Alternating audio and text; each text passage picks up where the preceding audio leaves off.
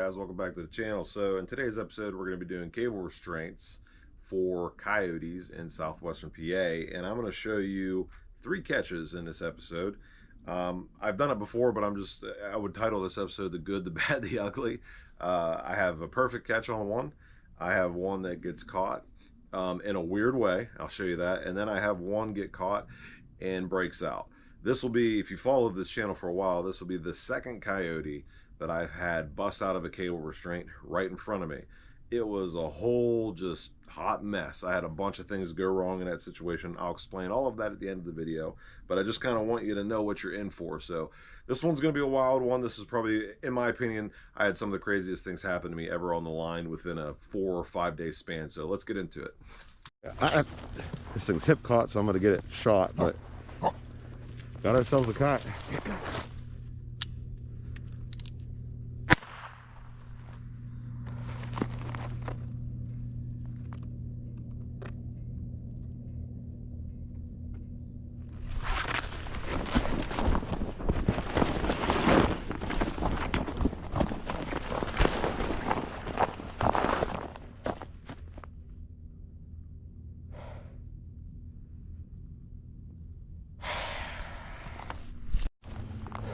Alright guys, so I'm standing in my catch circle from my most recent coyote breakout, and it broke out right in front of me.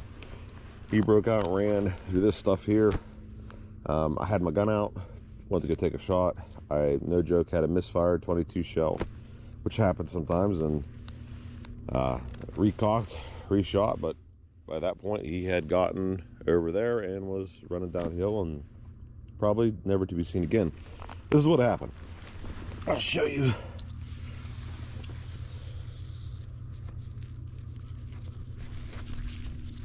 Here is the breakaway, which he broke it away. It's supposed to be looped. This is supposed to be designed in case I catch a deer or something that I shouldn't, something big to break away. But what I've realized is if that coyote has enough time and jerks itself back and forth over and over and over again, it will break away those things. And I haven't found it happen too many times to deer. It seems like deer break my breakaways more than, coyotes break my breakaways more than deer. Plus he busted this ferrule which slid all the way down through here, so he was going to town working on this. I was trying to look to see if there's anything in this circle that would have helped him to break stuff, like if I didn't properly get everything out of the way, but I did. There's nothing here that was wrapping him up, so he just was, he had the ability to go all the way over here, but he didn't. There was nothing. He really didn't keep going into this stuff, which wouldn't hurt him, so he just kind of kept slamming back and forth, and slamming downhill a little bit. So you could tell he was digging in that direction. So he worked on that thing all night, and when I got there, that was the adrenaline spike he needed to bust out for freedom. So recalibrate. I don't think I could put it in on that trail legally. I can add one here, but I don't know if they're going to take this trail anymore, so I'll check. There's a trail right over there. This trail's over there, so I'll figure it out. Heck yeah. All right, let's get this thing dispatched. Craziest scenario ever. I gotta get a shell on him. He has not been here long. I just set this cable like 20 minutes ago and caught him, so let's get him. Sorry, my hair is so messed up. So in this video I just showed you guys a coyote escaping. If you can see where my quad is right there, right beside it is where that coyote escaped. That was 4 days ago. So today I had some time. I'm out here setting more cables, and I just wanted to kind of cover this area better because I had a feeling coyotes were using it a lot based off of what I saw in the snow when I set it up. So I come over, I drove, so I checked my traps this morning, did all that, did some things today, came back. Didn't bring my gun, nothing like that. I was just going and setting cables. So I went and set some cables over there, then I came across, I set this cable like 25 minutes ago. Then I drove up there, set some more on that side, went up over the hill, set some over there, and I was gonna try to see if I could find some more to fill in here. I looked over and I was like, you gotta be kidding me, there's a coyote in that cable. But I didn't have any way to dispatch it, so I was like, well, so I tore back off to the house. I left my gear up there, Tore back off to the house, got to 22, came back, handled it. So I believe it's dead now, but even stranger, see, there's barely a catch circle. He wasn't here long at all. But even stranger as it looks like, I might have caught this thing kind of goofy. Make sure he's toast here so I don't get bit. I need to move for that. I'll get him by the tail and drag him down here. It looks like a little dog. Where is that cable wrapped up at? Yeah, this is not a very big coyote at all, but I'm trying to figure out if it's around his head. Like, yeah, I ain't gonna show too many pictures of this. That cable, somehow he opened up his mouth and tried running through that, so it caught him. Showed on myself so it ain't so rough. Caught him like this, around the back of the head, right there. I've never had that happen. Two things just happened. I never caught one like that, and I've never caught one 20 some minutes after setting a trap. That's awesome. So picked up a coyote. What is this? Male, female, let's check. A little male, a real dark and colored male. So we're gonna get him out of that cable. And I think I need to get another one on this trail. He barely even tore it up, so cool. That makes the second coyote we get to bring home, and hopefully with all the cables I'm putting in today, we'll get some more. I better get moving. It's getting dark. It's only like 3 p.m. and I'm pretty sure we got rain coming, so let's get on the move. Had a coyote come out here last night. We just had a bunch of snow. I had a cable here. It got knocked down. I don't know where. There's the cable laying on the ground, and there's the coyote's track. So had the right trail. This didn't work out, so this is right off the bat, so I better get moving. I got a lot of cables out, and I think my chances are high today. It was 10 degrees last night around my house. I'm getting this track because that ain't a coyote. That looks like a fisher. You know what's funny is, that's my house. I'm in 2A. That looks like fisher tracks right here.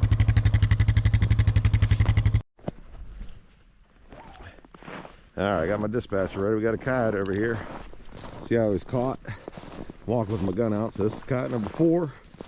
Right around the neck, young doggy. Right how you want it.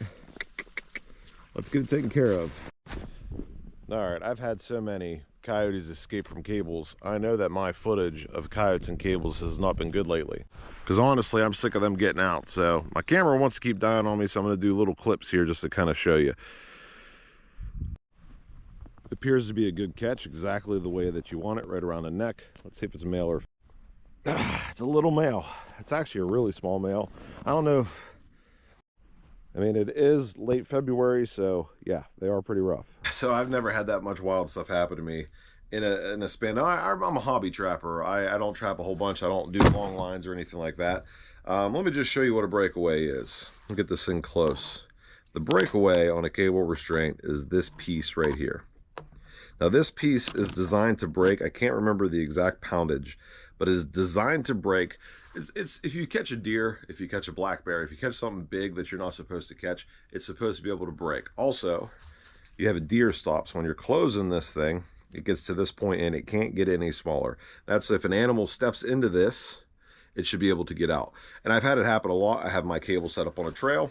A deer comes, it steps into the cable, and then it freaks out a little bit and it's able to get itself out. You also have another one towards the back of the cable that prevents you from making a loop. Honestly, you're not supposed to have a loop this big anyway. For coyotes, they say 8 to 10 inches is a good loop. So for me, when I'm running, I like that size loop. For coyotes, if I'm targeting fox, I get pretty small. That's the hard part. Now, and I'm not going to say the dealer because I don't think it's the dealer's fault. I've noticed these are my cables that I've been having problems with. This is where my breakaways have been breaking. And let me show you. There's the breakaway for my 1x19. There's the thickness for it. I don't know if I can get them both in the frame at the same time. I'm going to try my absolute best to do this for you. That is the thickness of my breakaway on my 7x7. And that is the thickness on my 1x19. I don't know if it's easier if I go like this, maybe 1x19, and I'll kind of do the 7x7 is a thicker one. Now when I very first started doing cable restraints, I bought, I don't know, 3 dozen of these 7x7s with the wired whammy and that style breakaway. I've never had anything break out of those. But then I bought, for my second batch, I bought a bunch of 1x19s, and I liked how they set up. So I bought way more of them. I think I bought like 12 dozen of them. And they're very, very cheap. And now, from now on, what I'm going towards with this video is I'm going to make my own cables.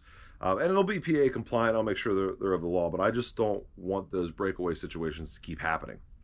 So that's the second Coyote I've had on camera break free. I've seen 4 of them break free. And what happens is, if my loop is too big, those coyotes will go through with their paws and their head, and they'll get hip caught. And they normally get hip caught by their back. You know, it goes all the way back. And when they get hip caught, they have a lot more thrust. And that coyote, when I drove up to him, he was hip caught. So I didn't want to make the mistake of it getting away. So I pulled my camera out and I pulled my gun out at the same time. And I was walking over to that coyote to be like, hey, look at this coyote, here it is, and I was about to dispatch it, and it broke free.